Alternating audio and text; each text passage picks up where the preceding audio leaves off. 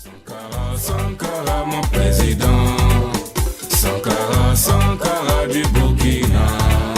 Il est venu en homme intègre pour bâtir une Afrique digne. Sankara, Sankara, Sankara. Sankara, Sankara, mon président. Sankara, Sankara du Burkina. Il est venu en homme intègre pour bâtir une Afrique digne. Sankara, Sankara, Sankara. Le soleil ne se couche jamais. C'est l'homme au contraire qui s'éloigne de la lumière de Jah. Sankara, Sankara, Sankara. Le soleil ne se couche jamais.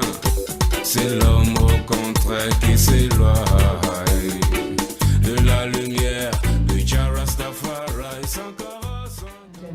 Distinguished guests, the pleasure is mine. I'm actually very elated to be here this morning. My name is Marvin Edgar, and I'm a proud member of Up Jamaica, which is one of the parties involved in this wonderful alliance.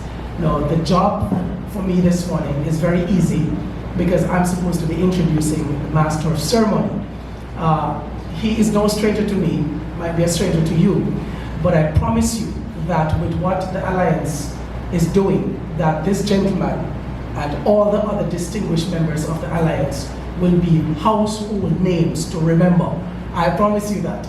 So for me, this morning the task is mine, and I am honored to do it. Mr. Howard MacDonald, a gentleman that I met a few years ago, and someone who has a love for this country, someone who has a love for the people. And this is not a political talk. Oftentimes they come with the sweet words that they care for the people, but this time I can assure you that this gentleman cares for his people. One who presently resides abroad, but you can't tell that because he's actively involved in our day-to-day affairs and he's looking to come back home. And in so doing, he wants to be a part of a movement that can actually make the people within the diaspora feel comfortable to come back home. And we have started a movement that is going to let every single person in Jamaica feel comfortable in this beautiful country that we're now living. Mr. MacDonald, of course, is a certified public accountant, or CPA, for those of who would have heard the terminology before. He is also he has a Juris Doctor degree, of course, in law, and he said, I must let you know, he doesn't practice law. He only has the degree. But this goes to show you the caliber of persons that this alliance is presently, presently has. And I promise you that when Mr. MacDonald come here, you will understand the caliber of persons that we are working with. Thank you so much for being here, ladies and gentlemen. Please help me make welcome none other than Mr. Howard MacDonald, or Master Chairman.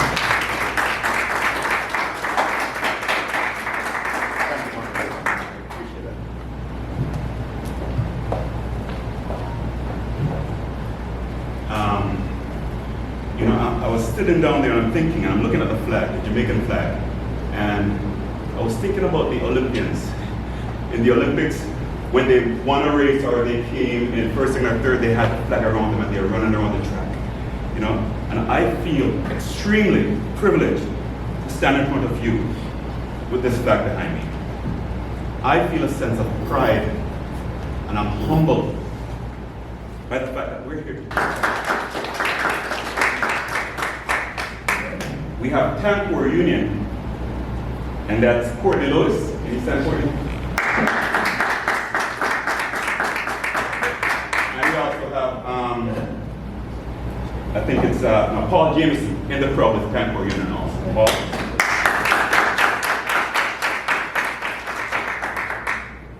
National Democratic Movement, Peter Townsend. And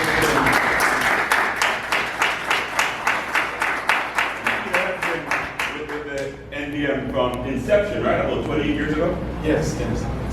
So he's a politician. I also want to recognize the ambassador of Cuba, Rolando Davia. And he's in the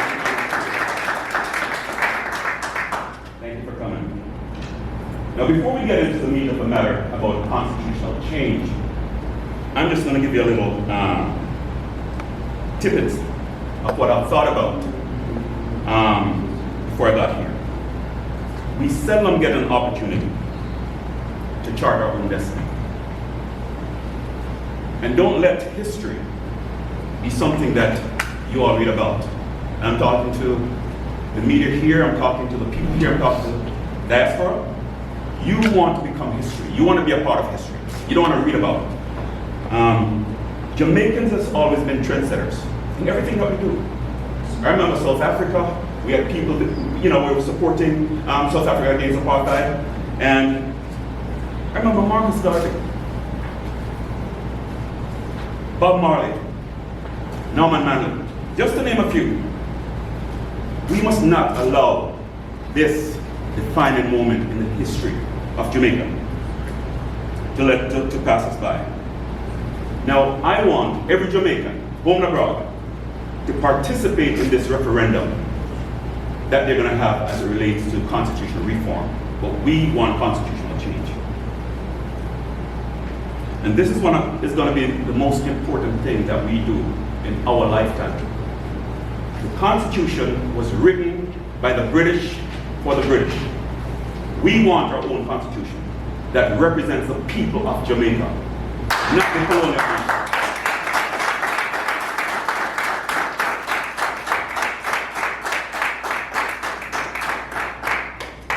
Let's enshrine real integrity, real transparency, and real accountability.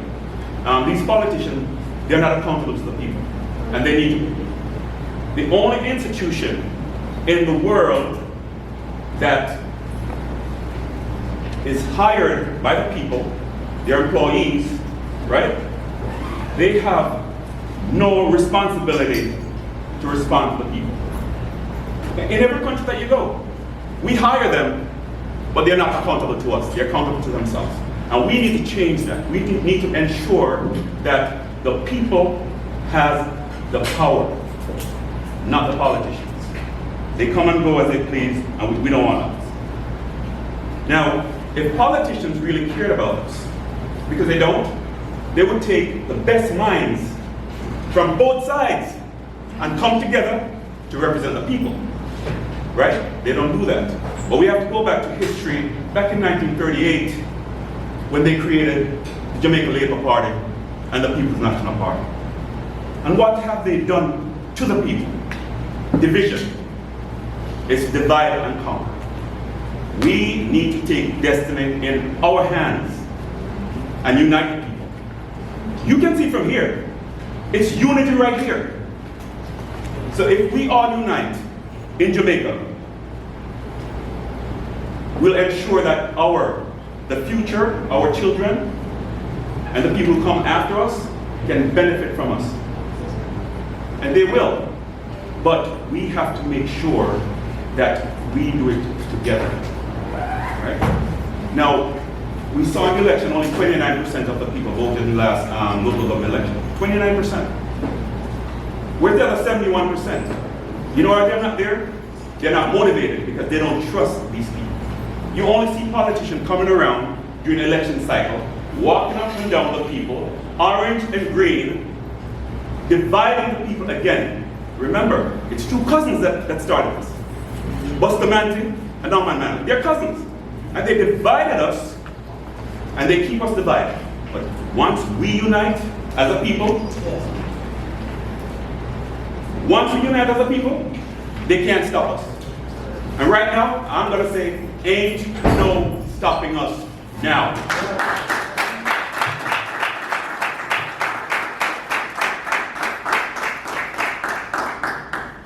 And I don't want to take any more time, because there's a lot I can talk about, a whole lot.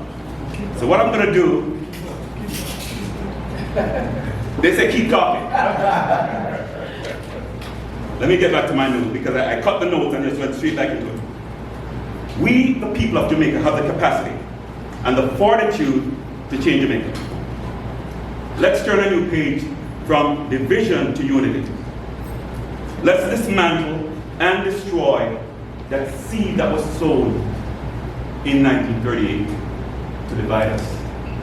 Let's get away from this colonial system, the monarchy. We don't want that. Yes. We want a Jamaica for Jamaicans. We want access to the beaches, all the beaches. I've been to Dominican Republic and they ensure that hotels that have beaches give access to the local people. Look, we're the ones working here, you know. So why can't we appreciate what we have here? Why are the roads for the tourists better than the roads for us? Why? No, we need to change that. We have to hold every single politician accountable. They're not accountable. Most of them are criminals, and most of them are corrupt. And we gotta see what happens once the stream is corrupt, and the head of the stream is corrupt, it's gonna trickle down to the institution. You're gonna have some corrupt police. No, you have good policemen. You're gonna have some corrupt police, right? Now, I looked at the increase that they gave themselves, over 200 to 300% increase, right? The teacher them broke, the policeman them broke, sometimes we broke, right? But they're giving themselves this increase. No, you get an increase if you have performed. You don't dilly-dally get an increase because you can make that increase, right? We need to ensure that the teachers get paid, the doctors get paid. But primarily what I think Jamaican people want, mostly, they want good road and they want water, right? And what else? The crime in Jamaica. We need to stop the crime in Jamaica. The only way we can stop the crime is to stop the criminals in government. Yes. Because that's where it starts. Yes.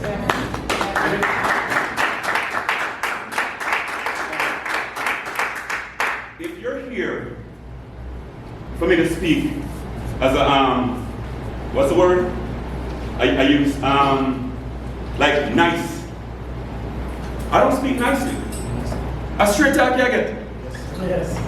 Because we shouldn't be afraid anymore. We're passed through the wars, through slavery, through them killing our kids, you know, not teaching our students, not providing a job for a student. We can change the crime in Jamaica very easily. And I don't want to stray too much from the topic constitutional change, but this constitutional change that we have is going to help us to stamp down on criminal activity. Yes.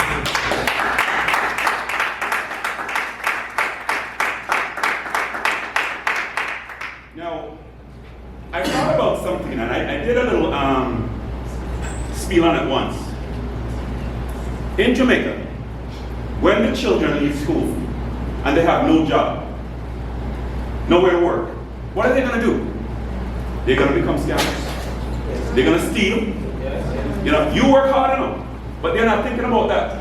Because what the government has done is basically said, you know what, I'm not getting nothing, so guess what? Everybody want a food. They want a food. Why are we existing? We should be living. Yes.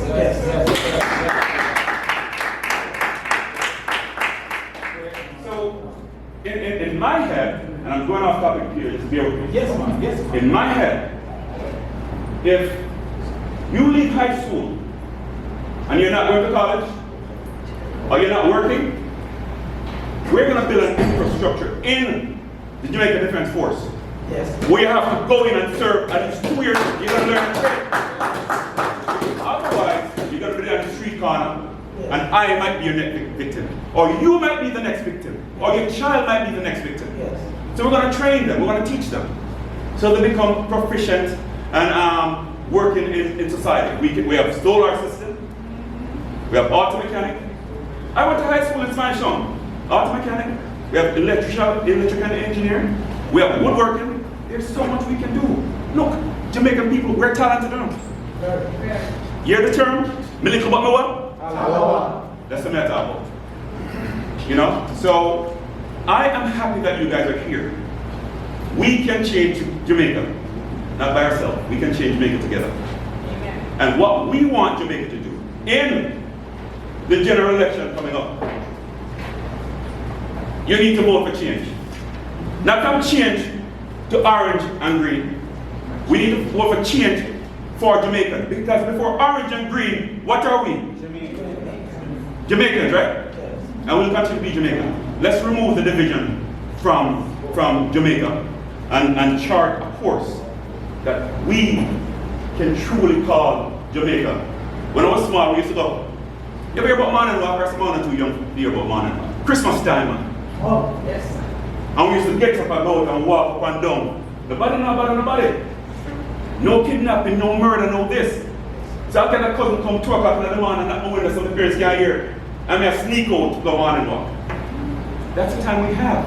Now they're saying that, oh, you can sleep with your doors open. Who said that? Now you have to sleep with burglar bar outside and burglar bar inside. That's true. That's true. So what kind of safety is that? What kind of country is that? You know, we need to do more. You, me, we need to have a skin in the game. We can't say, oh boy, I'm not voting because so, me not do this, me not do that, because, no. You gotta put up or shut up. Yes. We tell them to say straight talking. Right? Okay, so without further ado, I'm gonna introduce Mr. Peter Townsend. Now I've known Peter about a little bit over a year. Mr. Townsend, he's an attorney at law. He's a chartered financial consultant. He's a senior associate at the law firm TWP Attorneys at Law. Now I mentioned before, Peter's a founding member of the NDM, the National Democratic Movement. Someone are probably too young to know about NDM back then, right? Now, he has held a position within the movement, including chairman of the membership committee, chairman of St. Andrew East Rural Constituency, a parliamentary candidate of St. Andrew, Southeastern, deputy general secretary, spokesman on labor and social security, deputy chairman, and currently the president of the movement since 2013. To presently, now when we formed this Unity Alliance, we elected Peter to lead this movement. So Peter is the convener of the Jamaica Unity Alliance. And he has done a great job.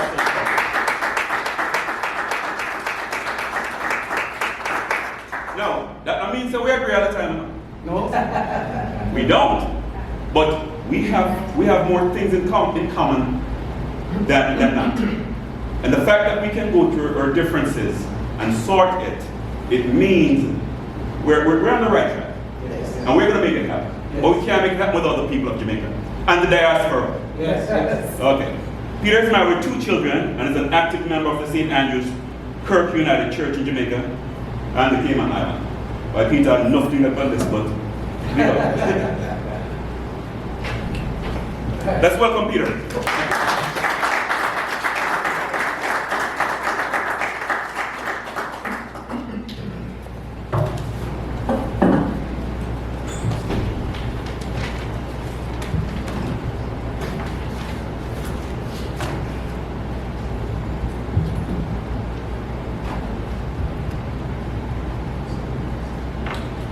Mr. Master of Ceremonies, my colleague Howard, members of the table, members of the Alliance, from Up Jamaica, Marcus Garvey, People's Political Party, TAMCOR, Jamaica Progressive Movement, and National Democratic Movement,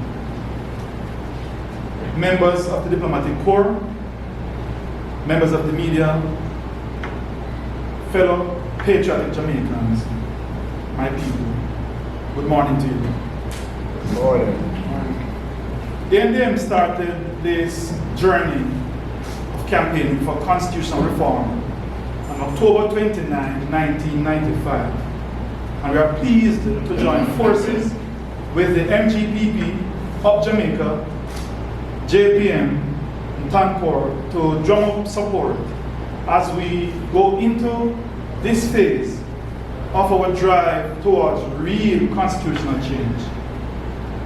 Just last night I saw on television the Minister of Legal and Constitutional Affairs and Chairman of the Constitutional Reform Commission, Honorable Mrs. Marley Malabu Ford, announcing that by the end of this year, all legislation would have been passed and we should be in a position to have a referendum.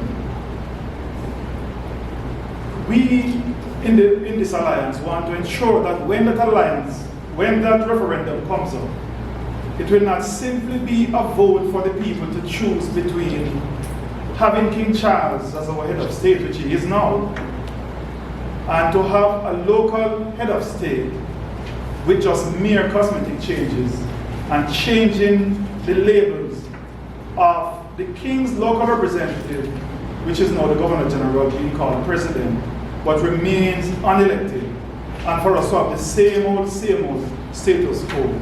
We want that ballot for the referendum to be so designed that the people of Jamaica will have a choice in the structure of the Republic of Jamaica, because it cannot become a republic by keeping all the trappings of colonialism in place and just merely removing the monarch. And so after today's press launch, it is our intention to hit the road and to get the message contained in this reform agenda across the length and breadth of Jamaica, through social media, through town hall meetings, every nook and cranny of this country.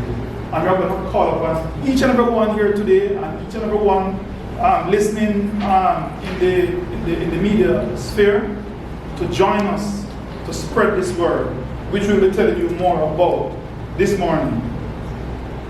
Now, before we get into the details of our proposal to change the political system, we must flash back a little to 1962.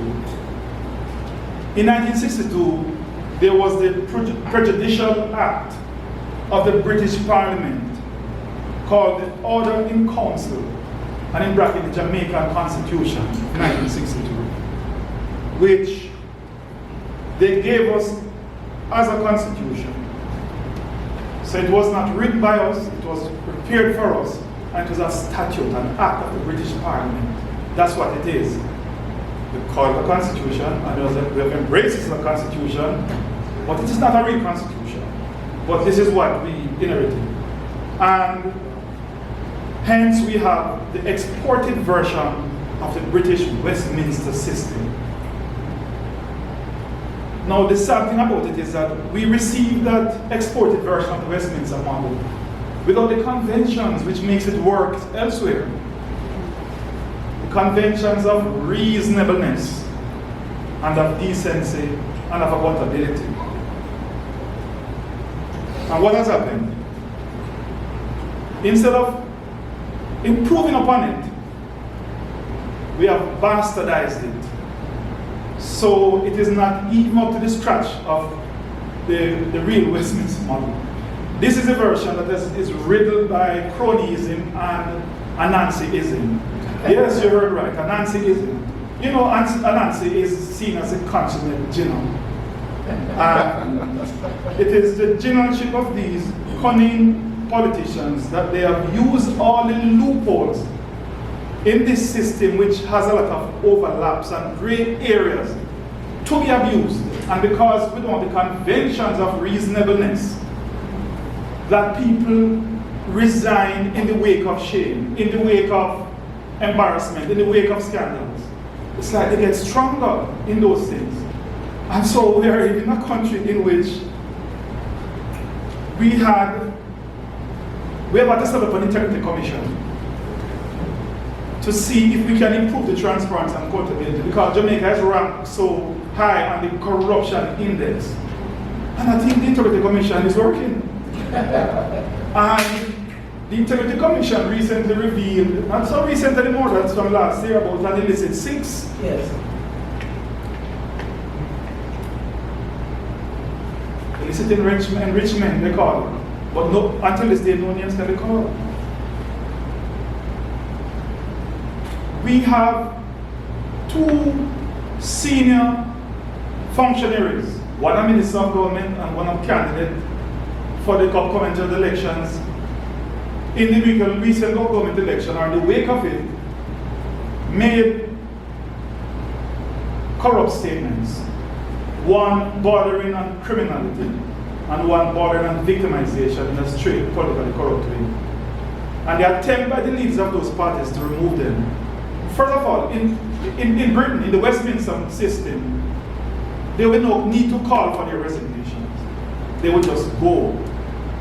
And even the leaders calling for the removal, the two men are still defiant. One has said that he's not going anywhere.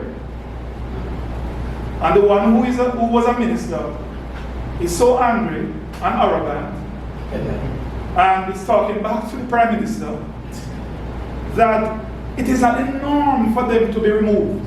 And so you can see that this British Westminster model that we have bastardized, and we have been stuck with it for the past 62 years, the time has come for us to be rid of it.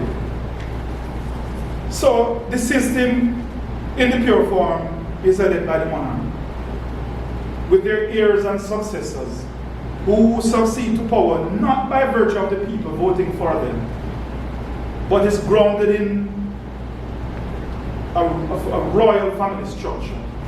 And so, under the Westminster model, the democracy is not really deep, but the conventions makes it look glossy and it works. It works well. Britain's the first world country, it works well. Canada has it. Barbados has it.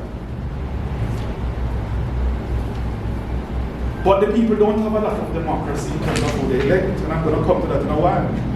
Also, in that system, the monarch is sovereign and not the people. There are tiers of unelected officials in the country, in the system, that does not lend itself to true democracy. Hence, you don't have government of the people, by the people, and for the people.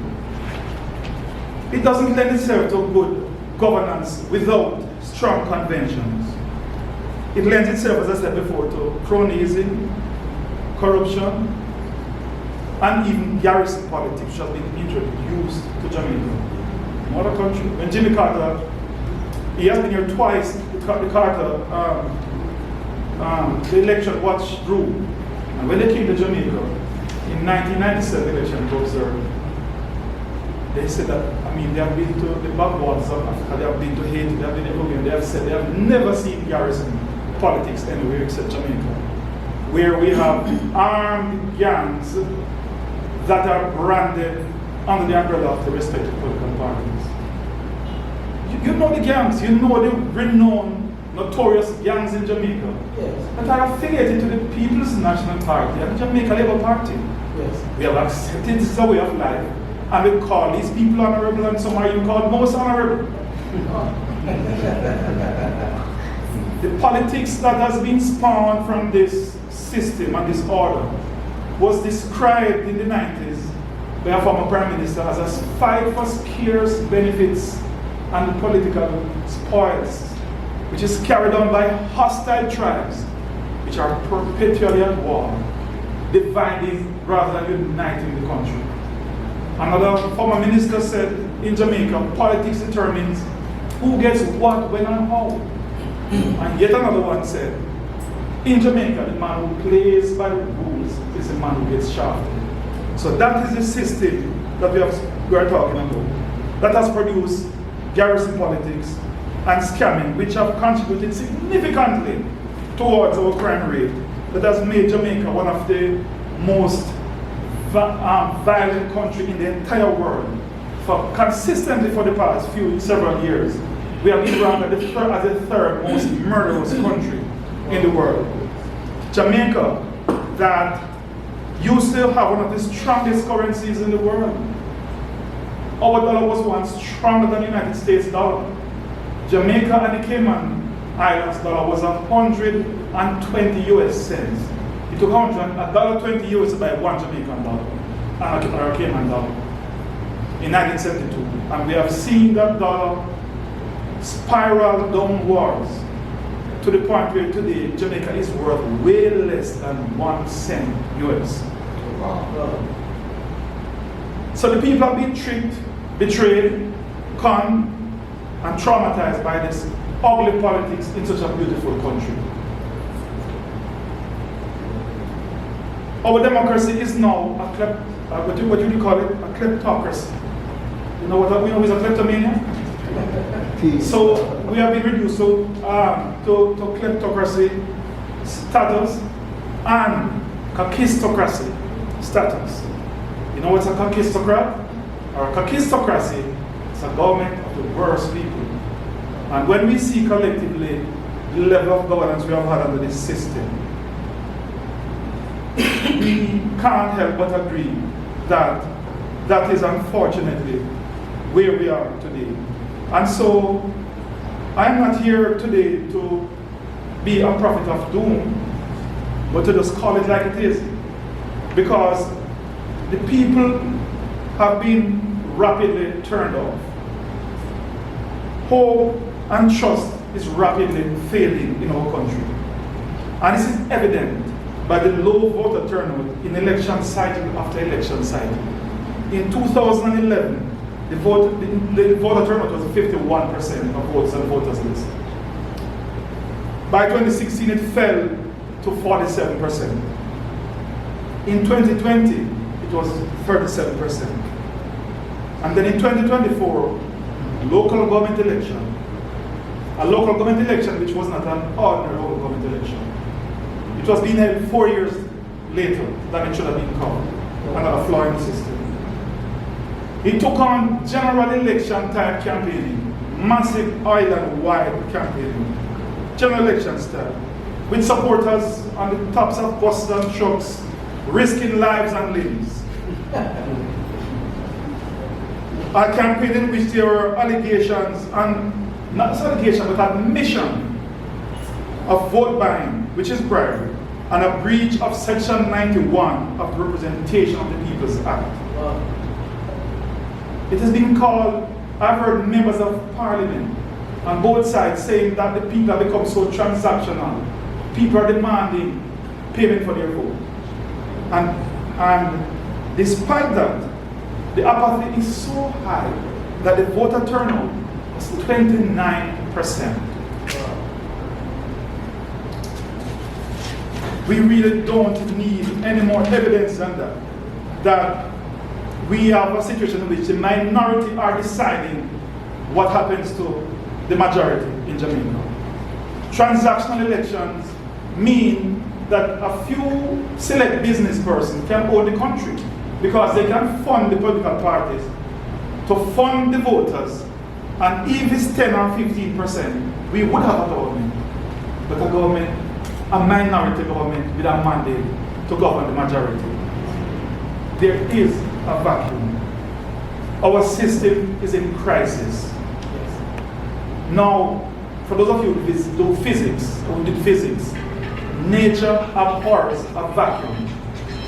And if nature hates a vacuum, then if a vacuum exists, nature will fill it.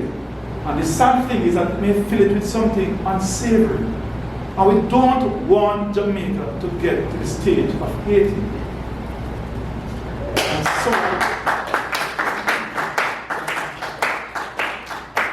And so where we are now, it poses a clear and present danger to our democracy. And so I believe that it is time that the people of Jamaica step up to the plate. As I said before, we are not being prophets of doom. We are just holding up the mirror before our country for us to reflect on what we have become. And hence, this creating of disturbance in the minds of those people, the 71%, that no longer can we sit back and allow what has been happening to continue to happen. Because guess what? Where there is life, there is hope. And the alliance has been formed to restore that hope to Jamaica and to move our people forward.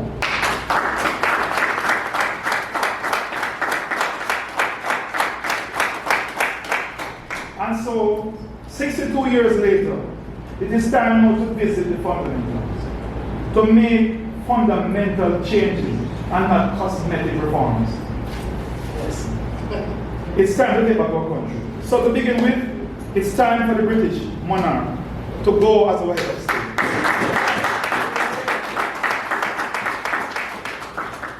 time to make the people of Jamaica sovereign and not our monarch and not our local political leaders. We don't need to move from one colonial master in England to no local master. Yes. We want servants of the people.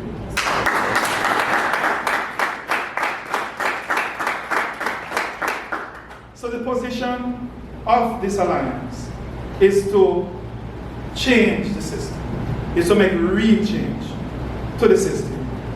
And so this is what we are about today. This is what we are about today. And so we're going to get into it. But just to talk quickly about some of the ills of the present system is that, as I said before, you have a head of state which is not here.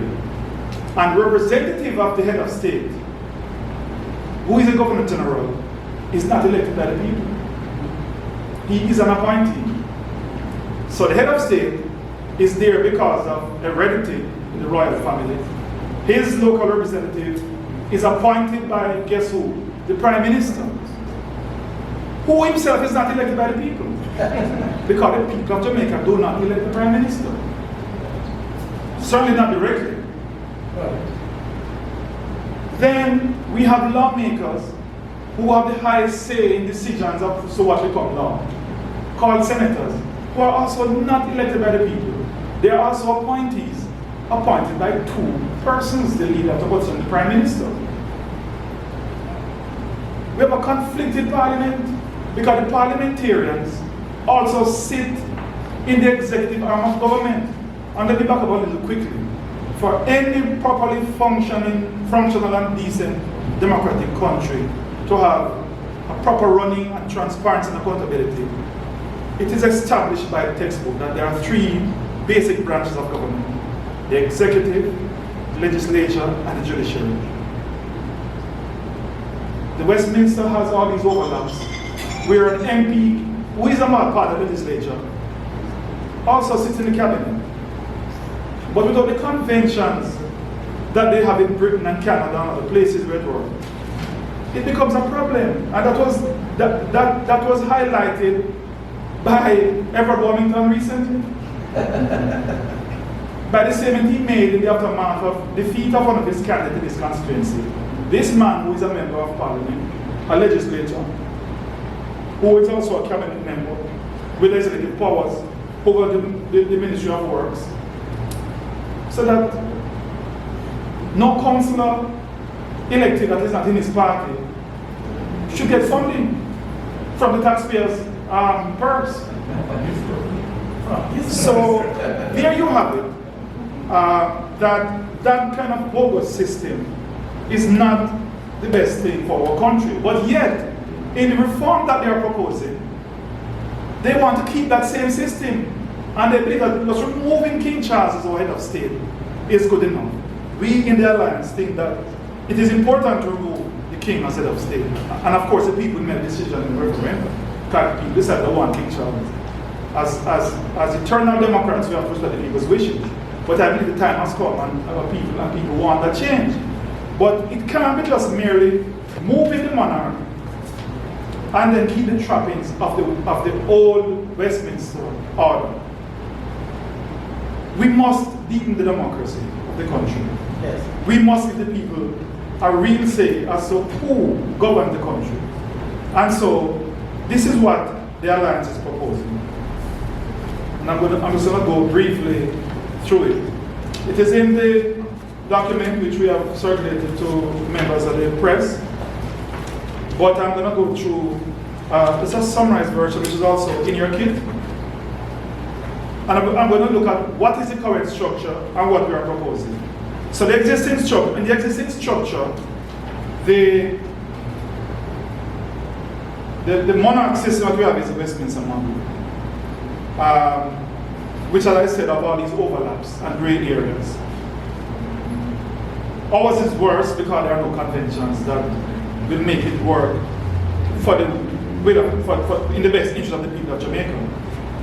In the PNP and JLP reform proposal, and unless they change it by now when they see and hear what we are saying, they are proposing removing the monarch but retaining the Westminster monarch, which is what Barbados did. It's good for Barbados. Rather, they don't have garrison politics. They don't have the level of corruption. They're not rank high in the corruption index. They don't have our crime rate. They don't have one order and clansman gang. Father. So, what is the Jamaica Unity Alliance proposing for change? We are proposing to remove the monarch and replace it with a democratic republic with strict separation of powers between the executive, legislature, and judiciary. Secondly, we are proposing that the head of state. Let us know what exists now.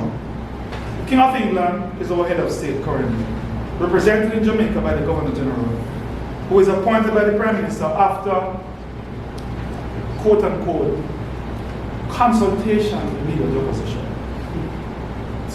Which, as we know, is just a tell the opposition that this is the man that can choose, whether they like it or not. That's the man. The GG's role is ceremonial and not executive. And then we have a second head. The political head of the country is the Prime Minister of Jamaica, who is not directly elected by the people, but instead elected by voters in one of the 63 constituencies, and a handful of delegates from one of the political parties. And that gets that person to be our Prime Minister. So in other words, one constituency and some card-carrying party members decided who heads and manage the affairs of the executive branch of our country. What is the JP and PNP proposing? So that is what exists currently. They are proposing abolishing the monarchy, but retaining the British Westminster model, with a ceremonial head of state who they would now rechristen from Governor General to President. So we have a ceremonial president carrying out similar functions as the Governor General. And he would be appointed or nominated by the Prime Minister. But this time, the difference is, and they feel so proud of what they are proposing. They are proposing that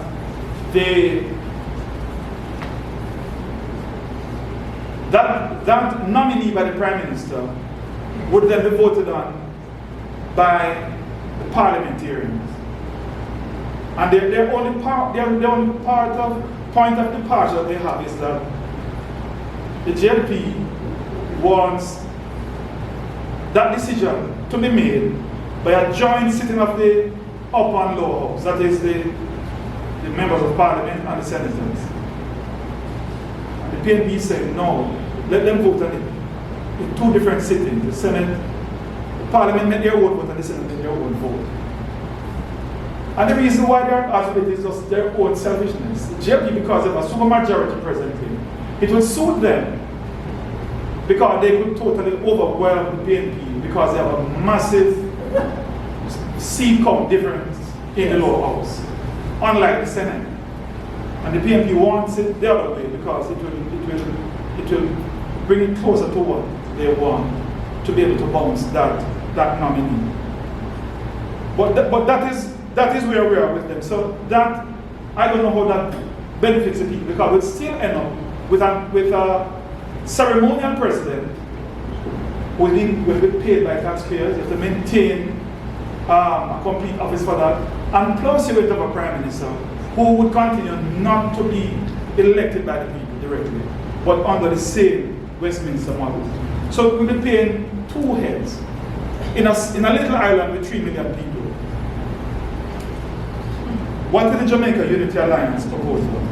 An executive-style, democratically elected head of state called a president or prime minister, who is directly elected by the people on a national basis. Yes.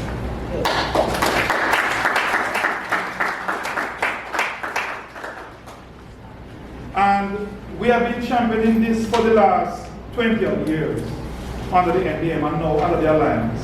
And I was very heartened to read the recent Don Anderson poll, which was commissioned by the RGR Leaner Communications Group. And this was published sometime last month.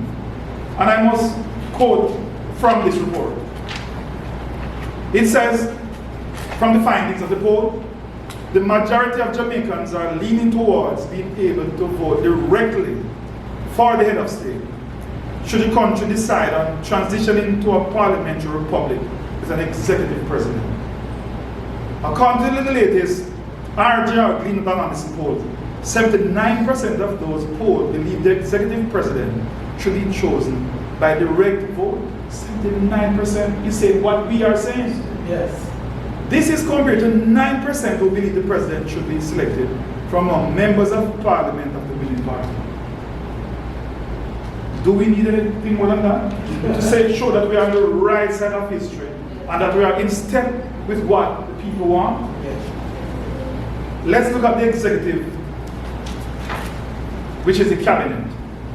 Presently, this is headed by the Prime Minister and other members drawn from the legislature, members of the upper and lower houses.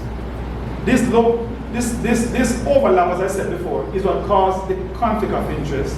It fuels the fight for scarce benefits and spoils by the hostile tribes, because it's about who gets power, winner takes all, and you control the trough, you control the resources, and then you use it to keep yourself in power and to victimize people and to run the country in the interest of the few. Less transparency. What's the JLP and PNP proposing? So this is what it is now. They are proposing a continuation of this existing arrangement. What is the JUA, Jamaica Unity Alliance, proposing? That the cabinet be headed by the direct elected Prime Minister. The Prime Minister would not sit in Parliament. The Prime Minister would carry an executive office and he'll be elected on a separate ballot along with the Deputy Prime Minister. So he'll choose his ticket. So he'll have a running mate as to who is the Deputy Prime Minister. If we want to call it President and Vice President. And then they'll vote it on. And then he or she would put together a slate, a cabinet, and the people's members of parliament who would be elected in a separate ballot would have to know, confirm these people in a public hearing in the House of Representatives before the nation on camera to ensure that the people who are getting the job are there on merit.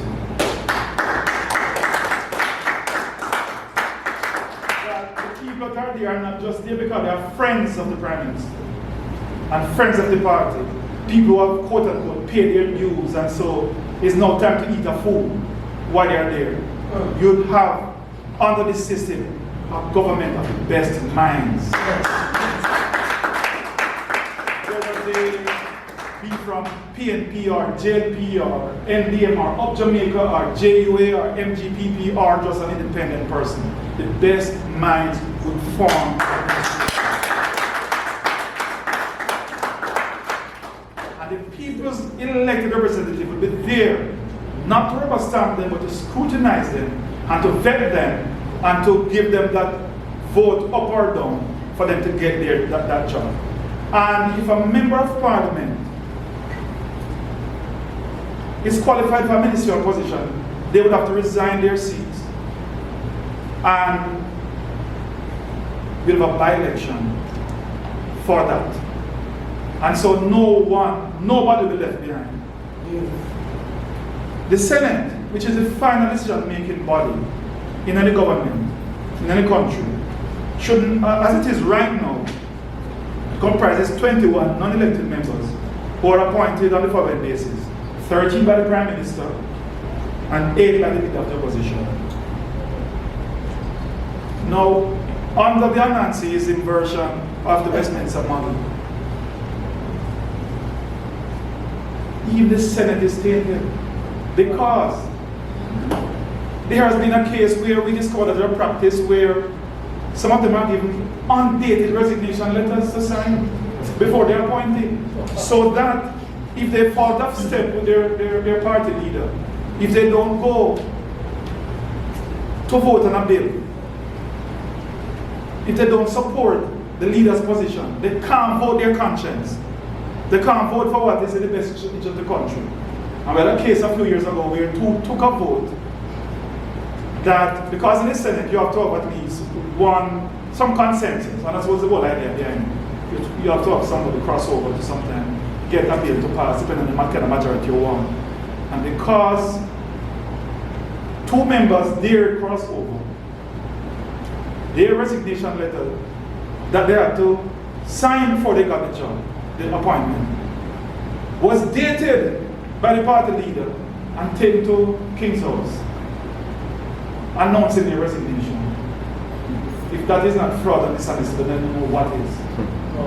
That is a classic textbook Burr and Nancy move. And the Supreme Court of Jamaica slapped it down and said this is unconstitutional and illegal. And people who practice this are still around, involved in the running of our country. And every day they talk about integrity. Where is their integrity? Mercy.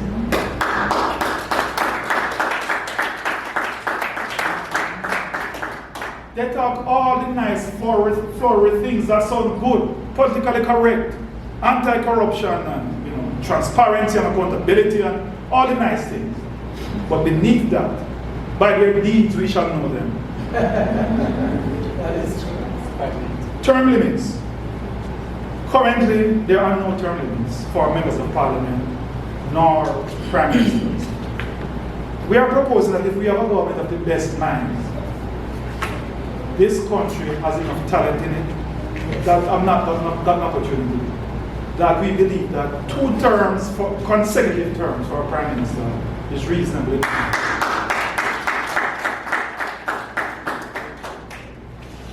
And so we are proposing that there be term limits. Fixed election dates.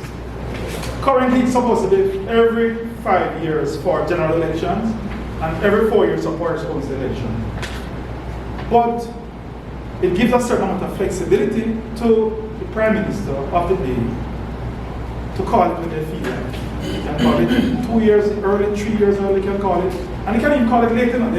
There are some clauses that can even go beyond the 5 years. And we saw where the local government election was called almost 4 years later.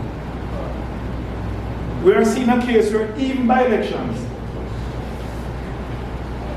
they don't even call them if they don't feel like calling it. They don't think it suits them to call it at the time. It's all about political expediency. We had cases over the since 2016. In 2017 was the last parish council election, right? Am I correct? 2017 or 2016? Yes. And it was due to a become 2020. And we are from 2017, 2018 coming down. Councillors have died, and some have migrated, some have resigned. Some have been pushed out because of their attendance record. And there was no by-election, so those people were left unrepresented. And then we are surprised when people, because of a lack of representation and a lack of a say in the stake of who runs our country and our communities, we are surprised by the apathy and the low voter turnout. Sometimes you wonder if by design this is what they want. Because it is easier to control the masses when you just need to have a handful that you can buy and that can swing the election to the way who has the most money. And so instead of the dog wagging the tail, it's the tail wagging the dog. That cannot be good news. That can't be a good look, my friends. And so we are proposing that there be fixed election dates and that where by-elections are concerned, this alliance is saying that within 60 to 90 days after an elected official has died, there should be a by-election.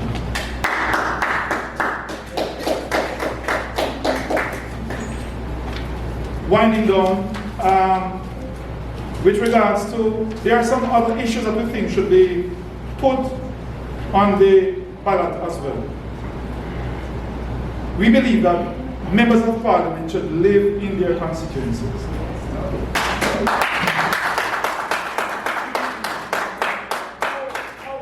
How else are you going to know about the road conditions that these people are facing? The water problems in the area, the mosquitoes in the area, the crime in the area. You need to live among them. You need to at least have a resident in the constituency that you are proposing to run for. Yes. We are also proposing that to be put on the ballot is a whole matter of our final appellate court. Currently, our final appellate court is the Privy Council in the UK. We are proposing that it be placed on the ballot in the referendum, and the people choose between the Caribbean Court of Justice and the Privy Council. We in the Alliance, certainly the majority of us, feel that our final appellate court is the Caribbean Court of Justice. But if we believe in democracy, we always believe that it is best when the people choose. But you should educate them, show them all the pros and cons, and then ultimately we let people decide that. We also believe that we should put on the ballot the whole idea of Jamaicans in the diaspora having a greater say into what happens here. And we're not saying that it should be imposed upon the people. We are saying that it should be put to the people and ask them what they think. It is something that they would like. That members, Jamaicans who live abroad, because there are lots of Jamaicans abroad who are very patriotic. Some of them have left Jamaica because of lack of opportunities. And they have gone and they have bettered their lives. They invest in this country. They have property here, they have business here, they have family here. They remit a lot of money here. And I'm not saying it's because they remit money here and they should have a stake. But they're patriots, they keep their Jamaican passport. We believe that they should be given an opportunity. And we are not, the Alliance is not saying, hey, allow them to vote. We are saying, in the referendum, ask permission of the Jamaican people. Do you think that people in the diaspora should at least be able to vote in our presidential or prime ministerial ballot? So they won't be able to vote for a member of parliament or a senator. Because under our proposed system, what exists now in terms of the Senate is that the senators are appointed, as I said earlier, by the opposition leader, the prime minister. The NDM is, the Jamaica Unity Alliance is proposing that the senators be directly elected on a parish-wide basis. So each parish would have 2 Senate posts. And so we'd end up with about 24 senators. And for those who believe we should stick slavishly to the odd number of 21, that's easy. We could have 2 for the larger parishes with population of over 100,000, and for those parishes with population of under 90,000, under 100,000, like Trelawney and Anova, and I think Portland, they would have 1 senator each. And when you do the math, you come back out to the 21 senators.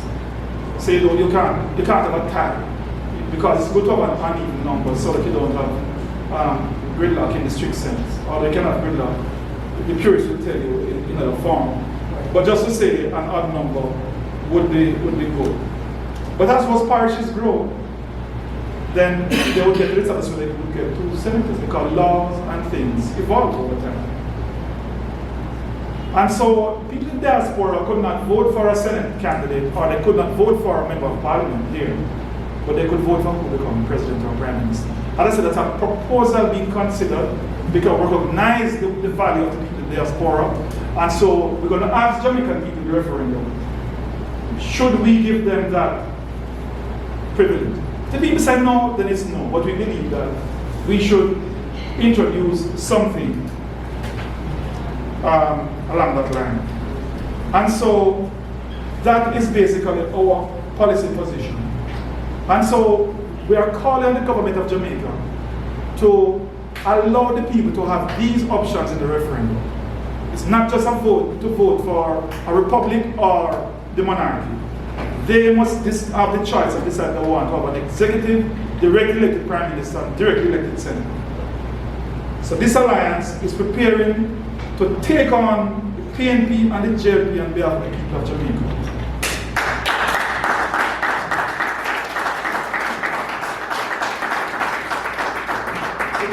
To create a new republic for a new day, a new way, and a new Jamaica. Yes. Yes.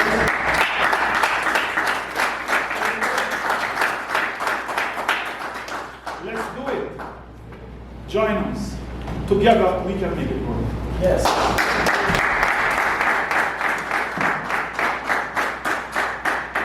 At this time, we will take any questions that members of the media may have with regards to our proposal for constitutional change. I'll hand it back to the Master of Ceremonies.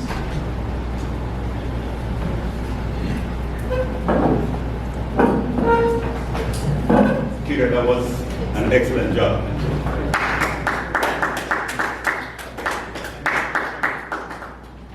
Okay, so now you have had it. Jamaica Unity Alliance is moving forward, Yes. and we're going to ask for your support. Just to touch basically on what Peter mentioned. Separation of functions, that's key. And he mentioned the legislative should be different from the judiciary and from the executive. That means we can't have collusion. Yes. And if you're a cabinet member, you shouldn't be in the legislative branch of government. You know, you quit your job and you do what you gotta do. All right? I'm gonna before I open the floor for questions. I want us to focus and tell your friends, your families, about participating in the referendum. Because if we really want change, or constitutional change, we gotta participate. We have to force the government to say, you know what, we have to put this change on the ballot. Yes. Otherwise, they're moving in the same direction that they've always been moving. And they're gonna keep us down. You know, we need to stand up for something. Otherwise, we fall for everything. Yes. Right? So let's get together, let's do this, let's tell a friend, tell your family, we'll have town hall meetings, we'll go around Jamaica, and we'll ensure that we educate the people as to what we have existing and what we need to benefit us. No more beggy and licky business. You know, we need to stop.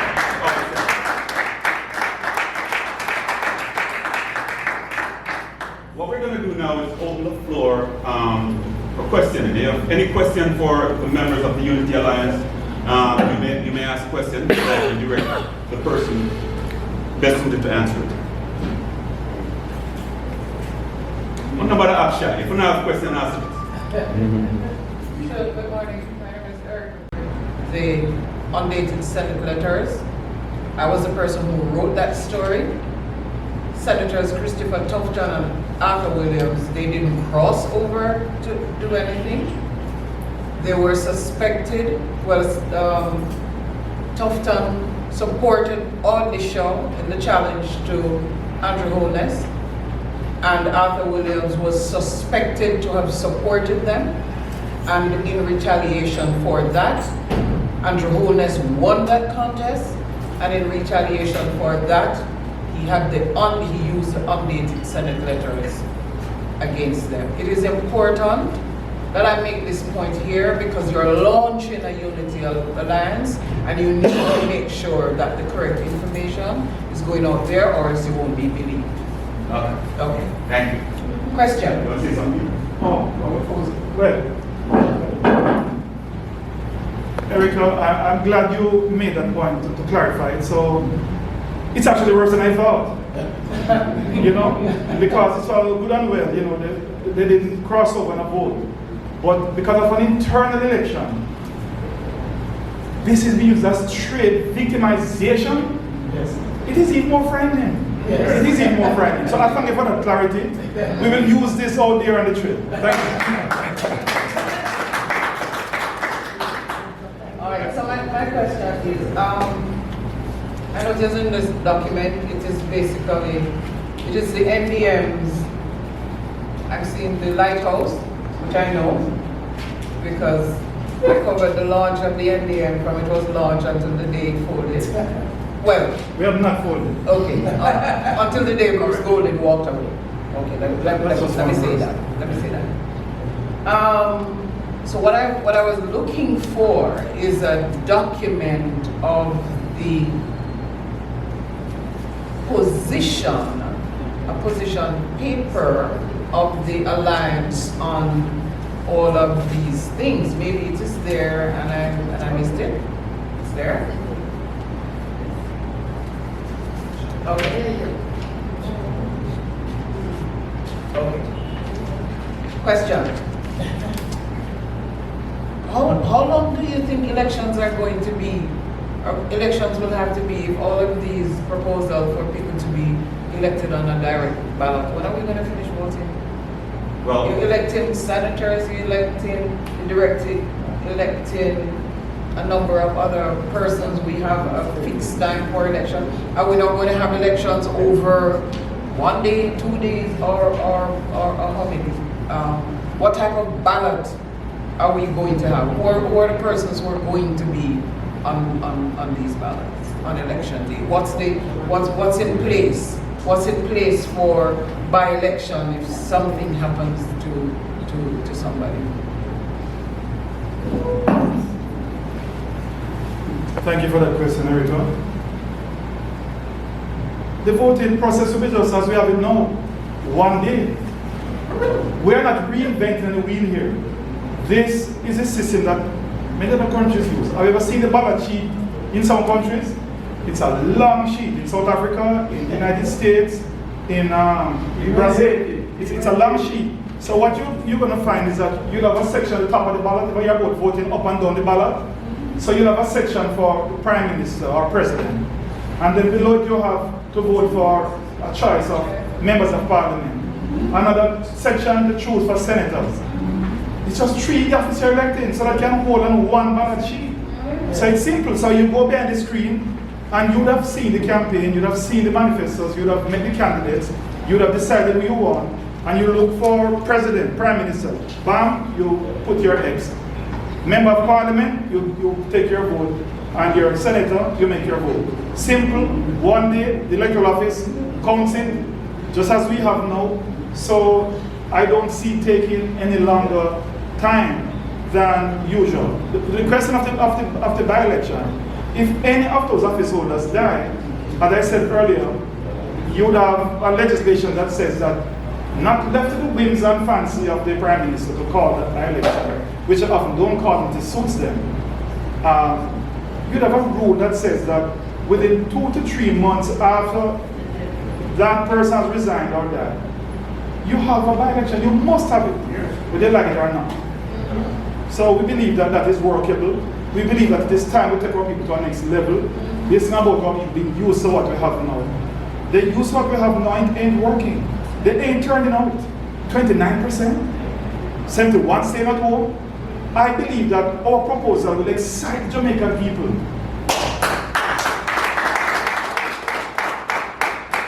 It's something different that, let's imagine you go behind that screen and you have real choice. I can use myself as an example. I have gone in the booth to vote in a constituency when there was no independent or NDA candidate. And there was a choice of PNP and JLP. But when I look at the ballot and I said, what do you want here? All right, whereas I like the leader in party A, I didn't like the leader in party, the MP candidate in that party.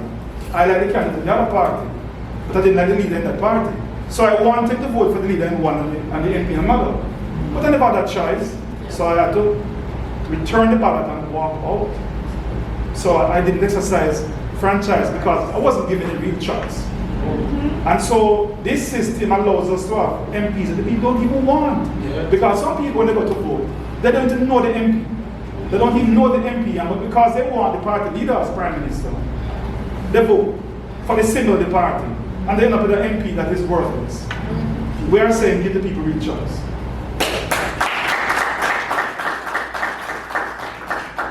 thanks, Peter. I'm going to ask Courtney Lewis from Transport to say something briefly before we have any other questions.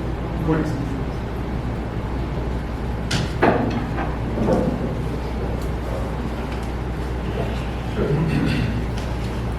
Good day, everyone, and thanks for being here. We really appreciate you guys being here and for the alliance. I appreciate them accepting me to be a part of the alliance. I just want to make it clear, because we have a lot of followers, what we are about. We are about the proposal that Mr. Tozy proposed. It's a wonderful proposal. But what it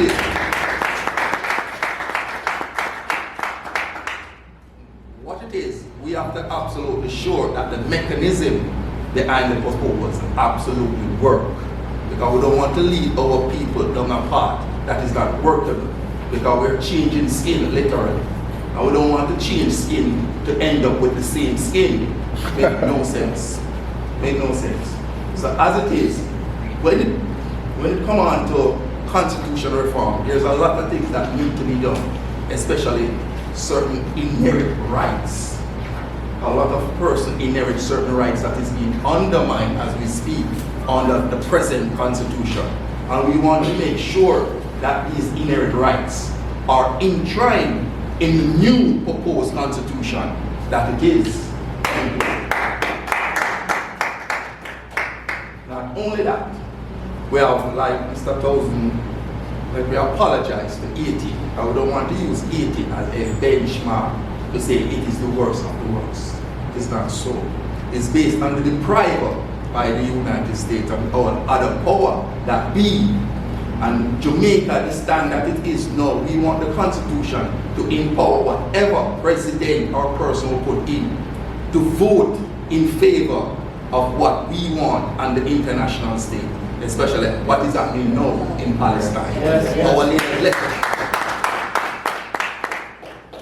So these are the things that we want to ensure work and become a workable, because everything is a plan and it has a structure. We want to make sure that this structure is workable, and that's where Stanford stand when it pertaining to the proposal of Mr. Christopher Towson. Thank you.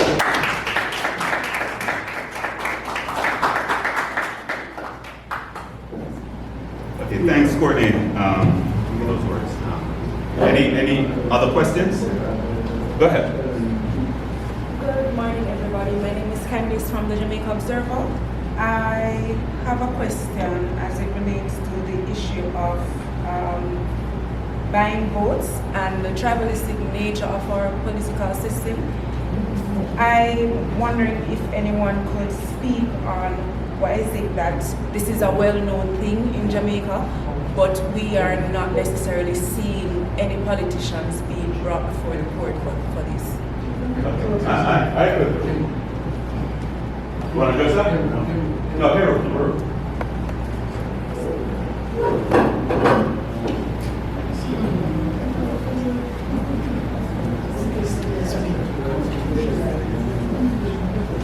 Give thanks. Give thanks to that question.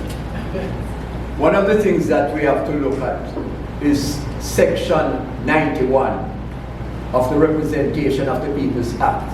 It speaks specifically to bribery and treating within, before, and after an election. It is against the law. This has been in the laws from 1948, 47, 48. And each election we have has actually abrogated subsection 91 of the Representation of the People's Act. There are evidence, there are people who have actually taken video clips of people being paid in the by-election in Portland.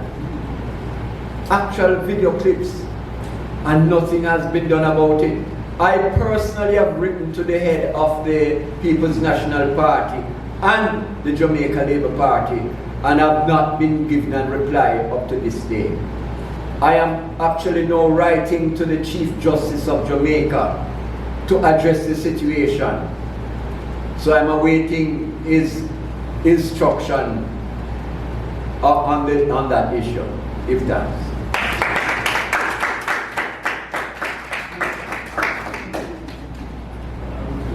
Okay, thanks for your question, and I hope his response was answered your question. We have laws in place. It's just that the government is not adhering to the law, and we need to change this. And that's why we're here, and that's why we're united here to make changes. I mean, plausible change to enhance the lives of people in Jamaica. You have a question? Yes. I was wondering how are we going to fund your organization? I didn't hear you. Funding. Oh, funding. That's a great one. Because we're going to start living on money. We have been funding ourselves within each alliance members. Now, we're trying to ensure that we have the entity registered with the company's office. And then, once we legitimize the entity, then we'll start asking. We're not gonna put the cart before the horse and say, you know, give us this or give us that. We wanna make sure that it's legal, it's legitimate, so that when we start asking for donation and help, not just monetary donation, but help in your time to come with us and help us to spread the word that's gonna benefit you, me, our children, our children's children. That's what we want to do. So we will try to start getting funding from the diaspora. And Cecile and myself, now I live in Trelawney, you know.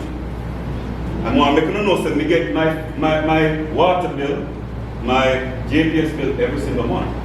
So I'm back and forth all the time. So not because I'm a diaspora member, it doesn't mean that I don't fully participate in Jamaica. I have to, because this is where I want to come back to, this country, but not the Jamaica that I left in Spanish Town as a young man. Nothing really changed. The political system is the same. The garrison, you're buying food. Then come around, they want to fix the road, partly because, you know, they want your vote. They want to give you food because they want your vote. No, that should stop. That should stop. Sissy, do you want to say a little bit about the diaspora?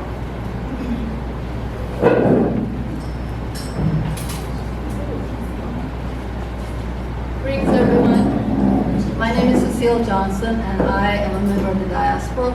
I lived in the United States in different parts of the area for about 43 years. My concern is coming back to Jamaica, and I've returned. Just the conditions that I've seen. When I look at when you think about your retirees who come here and the state of inflation and how hard it is for them, right? You get almost sticker shock when you go to the supermarket, right? And just the conditions, again, the disunity, the tribalism. So we in the diaspora would like to be able to help more, but we want to be able to help more and have accountability. So all of this corruption, all of this crime, all of this way we do things and everything you have money, you know? Them things have to stop. That's not the Jamaica that we left when we left, and that's not the Jamaica that we want to see for the future. So we, the diaspora, have heard where people have asked to do things and are told, oh, no bother with your expertise, so send with some money. Send with some money so people can teach it. I say enough is enough. So as a member of the diaspora, I would like to see, I stand fully with the Alliance, and I want to see us become the country that we can become, because we are Jamaicans, and that's just who we are. We're wonderful wherever we go, so why we can't be wonderful right here? You understand? So that's what I'd like to say.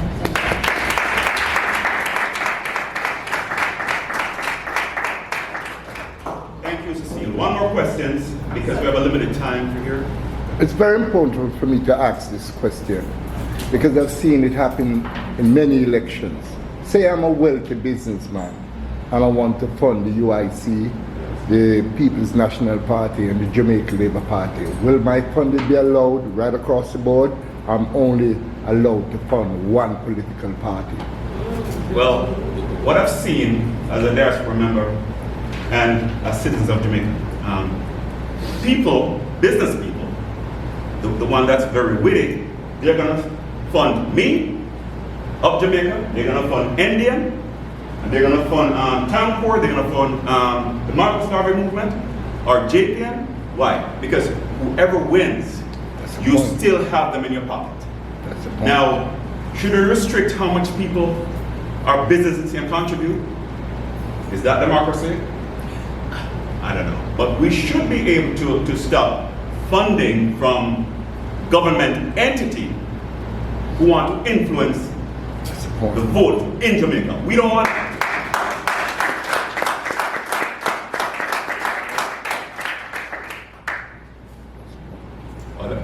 Any more questions?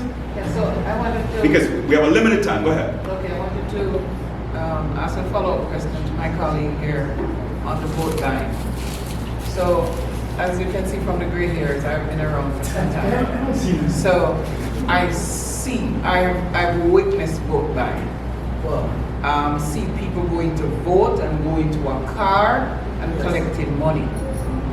Now, I make an assumption that that is vote buying. Yes. If I want to sell my vote to somebody, who is offering me 50,000 or 100,000 and to pay my the school fee and to give me 50 chickens, and I do that. What is it? What is the business of the JLP PNP or the Unity Alliance? What are you going to do about that? I made that decision to sell my vote. What can writing to the police commissioner or whomever, whichever investigative arm, what can they do about it? By the way, I didn't see any gray hairs, but yeah, but they're there. when it comes to blind vote, we should make that illegal. That should not be legal. Right.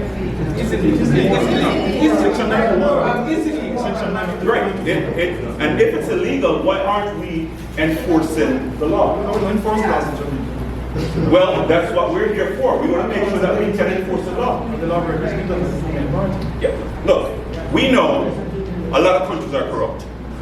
And yes, they buy vote. And yes, we know that because we see it on TikTok and we see people say, yeah, that lady with chickens, whoever, give her enough money.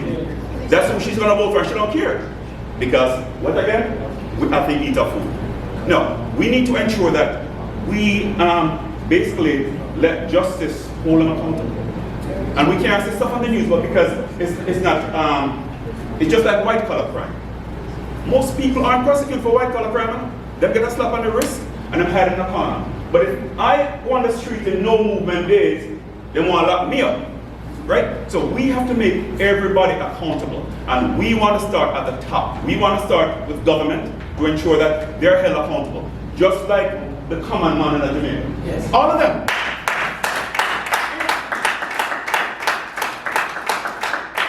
If we find out that they're improprieties, I'm a fraud exam, not true, for white collar crime. If we find out that they're improprieties in government, when you leave, we are going after you. Yes. The illicit six with this committee that has no teeth, because they have to sign that they can't disclose who or what. So they have no teeth. We got to put teeth in these legislations to ensure that they're held accountable. Yes. Otherwise, what are we doing? We won't be different from that.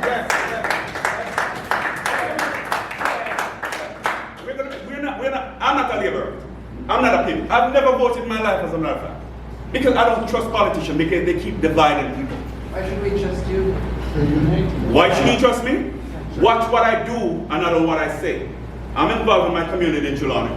And I participate in football that I promote. So kids don't go there because they have nothing to go steal. I bring them soccer shoes, I bring them clothes, I do stuff. And I don't really like to talk about what I do from the diaspora. But I participate. So I don't want to say, okay, I'm going to say this. Yeah, politicians talk a lot and they say, I'm not a politician. I'm a straight talker. So if I said I'm going to do so, I'm going to do it. And you can hold me accountable if we go out there and people put us up there. Hold me accountable. Hold me accountable. Last question. I differ. Okay, we only have a few minutes left. I want to introduce you guys to, we have some refreshments at the back. You can participate in it. But I want to thank you all for coming here and participating in this. Because this is what's going to change Jamaica. We have to change Jamaica. Yes. All of us. I can't do it by myself. You can't do it by yourself. And that's why we are united here. And we want to unite Jamaica to take the bull by the horn and move forward in unity and dignity for our people, our youths, our elders. Let's do it together for Jamaica for once. Let's participate in this referendum that's coming up. Town hall meeting, let's participate. Let's put some skin in the game. Yes. Put your money where your mouth is. All right, thank you all for coming. I appreciate you coming. Oh, yeah, one more question? Just one more question. Given the state of our political system and the arrogance that we've seen from our elected officials, how confident are you that they will consider the proposal that you put forward today and even make attempts to implement it? And that's a big issue. And that's why it starts with you and me and everybody that's here. Because, look, you see when the people of Jamaica stand up and they get serious? The 63 politicians then get fearful enough. Yes. There is more power in the people than the power that the government has.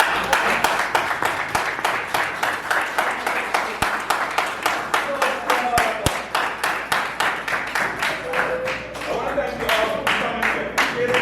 And let's spread the word. CVM, Observer, whoever, let's spread the word because we need to change Jamaica for the better.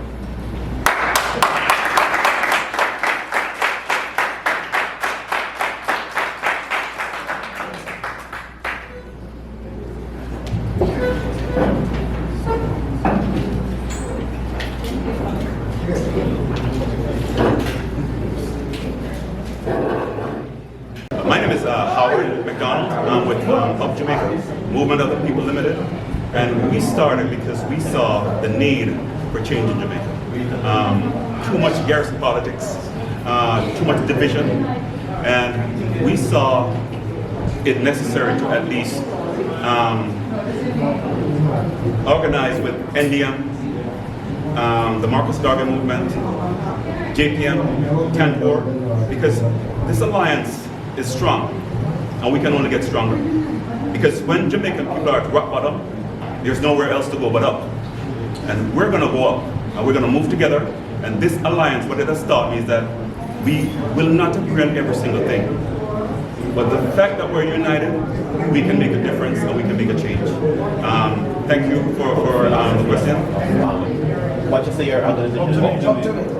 Up Jamaica Movement.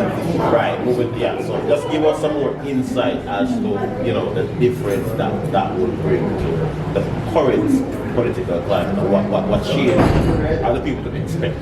So, that was something. Okay, so Up Jamaica started as a result of the core members leaving the UIC. And I think you guys have heard about the UIC.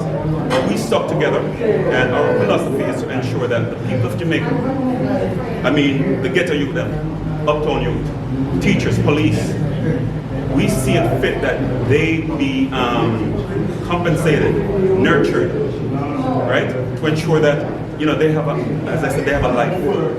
We can't just sit around just existing. We need to live. Tourists shouldn't come here and live while we're existing. We're the poor people of this country. And we joined the alliance because we thought it better to unite. And this unity has taught us a lot. It teaches us that we might not have the same mindset. We have a different perspective. However, we have more that is together than what divides us. Division has been going on for too long in Jamaica. And you see it. You see the division. You see the colors. You see the green. You see the orange. It's from 1938 that these parties were created. We got to stop it. We got to unite the people and make sure that the people come together and control the government and not the government controlling the people. My name is Carlos Daly. I'm the chairman for the Jamaica Patriotic Movement. My main contribution is to support the direction of this alliance towards executive presidency. My specialized interest is in finance, and I will try my best to contribute financially in terms of advice, in terms of showing how our economy can progress. Like example, I would suggest that the alliance emphasize export over import. I would suggest that they try hard to reduce poverty so that our people are not that impoverished where that they have to be sold or succumb to the financial whims of their oppressors. I am going to push that we develop our economy on a scientific basis so that our people don't have to migrate. I will propose that we embark on a livable wages for our people. I will support the putting all idle land in production so we can increase export. I will propose to the alliance that we control the intake of foreign exchange so we have access to foreign dollars to buy whatever machinery or medicine that we need for our development. We are united on a single purpose because there's an opportunity presented to our people wherein that they can change the whole dynamics of our political system. We need our people to be involved directly in electing our president. That will be the main focus of this alliance. Thank you very much, sir. So my name is Marvin Edgar. I'm a proud member of Up Jamaica, one of the founding members of Up Jamaica, and also a proud member of this alliance. And of course, you know, by now the entire country would have known that the alliance is comprised of the Jamaica Patriotic Movement, the Marcus Garvey Political Party, the National Democratic Movement, NDM, of course, Tancor, and Up Jamaica Movement of the People Limited. Now, for me, this is a momentous occasion for the Jamaican people to experience an alliance that has never been formed, never been seen here in Jamaica. The Jamaican people are sick and tired of constant promises. From, as we've heard before, from 1938 until now, there are two main things that the Jamaican people have been begging for: water and roads. And these politicians with their, a new terminology that I've learned today, Anansiism, they have constantly been robbing and raping and misleading the Jamaican people and making promises that can be kept if we had good governance and if we had accountability of our resources and our monies. But the fact that they don't have it, they keep making promises that they can't deliver to the people. So we want to make sure that the Jamaican people get good governance, that when we are placed in the position, of course, constitutional change would be the root cause of us making sure that the things we want for the Jamaican people is put in place. So once the Jamaican people understand what we're about, constitutional change, and they elect us, I can guarantee you that me, Marvin Adrian Edgar, from Up Jamaica, a proud member of the Alliance, I can promise you that we're going to work assiduously ensuring that the Jamaican people get justice, get road, get water, get better governance, a good health system. I promise you that. We don't know about nobody. And if we can't deliver that, then just vote you out. Fire away. Alright? We have nothing more to say. One love. My name is Paul Jamieson, and I'm from Tancor, one of the founding members of this alliance. I am proud to the fact that we have come this far, where we can now see that Jamaica is on the path for change that is needed.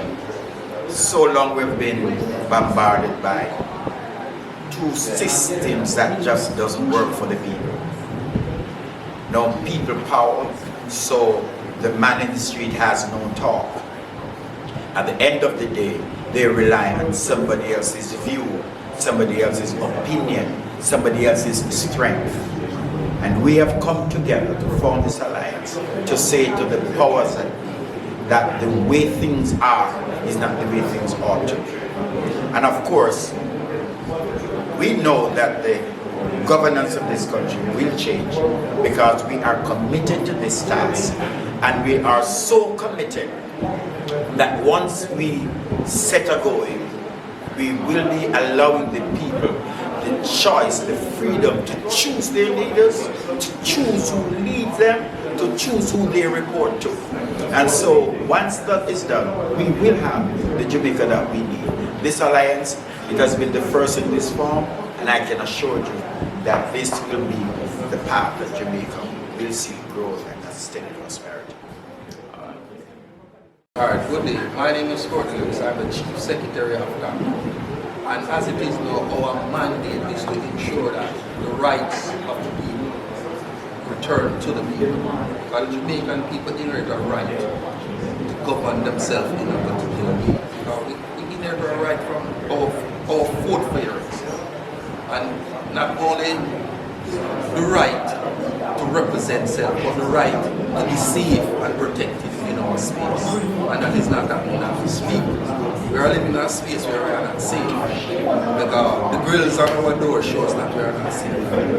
And it is sad to see that Our ancestors before us are the founders of civilization, and we are living in a space that we are uncivilized based on a handful of people. So what we are saying. Greetings. My name is Antoine Campbell. I am not a politician. I don't like to be associated with that name. I am a Jamaican who is working assiduously hard for the betterment of the Jamaican people, especially the poor and working class. My stance in this alliance, the MGPPP stance in this alliance, is what we're seeing, the turnout, 29% of voters were able to vote. That is a low turnout that we believe that the election in itself, local election, should be disregarded. And the focus should turn in the direction to what the people actually want. Because as stated in today's conference, 70% of the Jamaican people need an executive style election. It is time for the officials who are put in place, set in place, to start listening to the Jamaican crowd and start doing what the Jamaicans has been asking for all these years, which is better roads, as just stated, and water. For years, we have been dabbling between JLP and PNP, and we see where they hold the same interest, not for the Jamaican people, but for themselves and the ruling class. The MGPP has always been an instrument for the people to provide and serve the people, and all we're saying is that we will continue along that path for the betterment of Jamaica. Yes, please. I am Heru Aisha Kamusa Menelik, Vice President for the Marcus Garvey People's Political Party, and we endorse the alliance. The alliance has come about at a real appropriate time when Jamaica is really at its lowest and corruption is taking over the country. And when we look at the bribery that takes place at each election cycle, it is atrocious that people have even videotaped themselves accepting money to go out and vote. This goes against subsection 91 of the Representation of the People's Act. And we have to understand, it also looks at the integrity of every Jamaican. The alliance, through the constitutional change, we're about to change this constitution to make it criminal liable if you go against the grain of the constitution and of the Representation of the People's Act. Another very vexed issue with us is land. 2 million of our Jamaican people don't own land. They are homeless people. We are hoping by changing the constitution, we can ensure that every Jamaican get an allotment, a house allotment. Jamaica has 3.4 million acres of land, and each acre of land can give you 10 housing units. So in essence, we have 34 million housing units to a population of 3 million, wherein we have 2 million homeless people. We from the Alliance will change that. Every Jamaican shall have a home. Give thanks. Yes, we can. Yes. Peter Thompson, President of the National Democratic Movement and the convener of the Jamaica Unity Alliance. So the National Democratic Movement, which was launched in 1995, was formed to tackle the whole issue regarding the Jamaican Constitution in terms of the system of government. Because we recognize that the system of government we have in Jamaica, the Westminster, has been abused, has been bastardized by the PNP and the JLP in a way that is not in the best interest of the people of Jamaica. They have garrisonized the system. That system has been proven over and over again to have been used in a corrupt manner. And so we are very happy for the opportunity for constitutional reform. So I gather from the Minister of Legal and Constitutional Affairs and co-chair of the Jamaica Constitutional Reform Commission that there will be a referendum later in 2024 to decide on Jamaica's move from the British system, where we'll put a ballot to the people or a vote to the people in a referendum to choose if we want to remain with the British monarchy or we want a republic.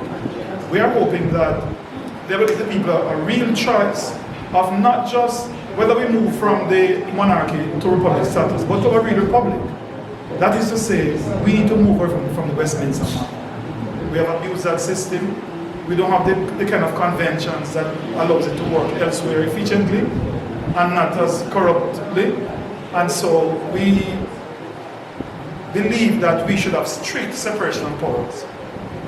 Westminster doesn't allow for strict separation of powers because under the current system, the people have little democracy.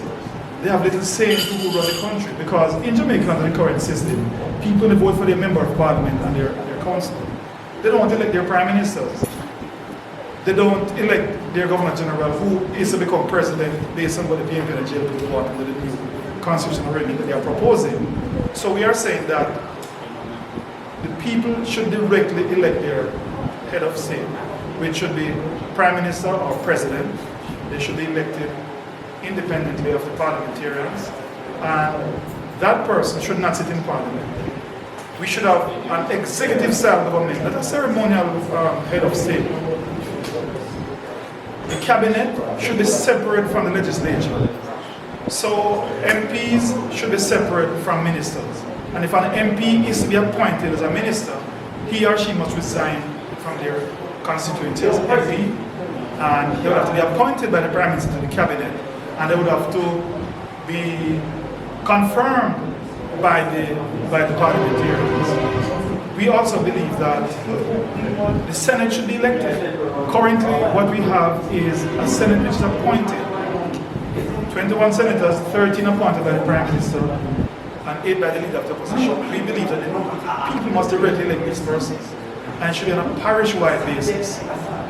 So when one goes to vote, they get a ballot sheet which has the 3 different offices on it. One to vote for your Prime Minister or President, one to vote for your Member of Parliament, and one to vote for your Senator. And each parish should have 2 senators. And the people that elect that senator on a parish-wide basis, their MP on a constituency-wide basis, and their Prime Minister or President on a national basis. We also believe you should have fixed election dates. Election dates should not be left to the whims and fancies of whoever is Prime Minister. It should be a fixed election date, and if people die or resign from office, by-election should be held within 60 to 90 days, and no further. The people should not be left unrepresented. Right? We also believe there should be term limits. There should be term limits, 2 terms per Prime Minister, and we probably could go up to 4 terms per Member of Parliament and Councillor. And we also believe that members of Parliament should reside in their constituencies. How are you going to understand the people's needs and concerns? How are you going to truly represent them if you don't live among them and know the conditions of the constituency and needs? So we believe that they should live in their constituencies. We also believe the whole matter of our final appellate court should be put to the people in the same referendum. Would you like to keep the Privy Council, or do you want the Caribbean Court of Justice? Educate the people about the 2 courts and let the people choose. Whatever the people choose, then that should be the final appellate court.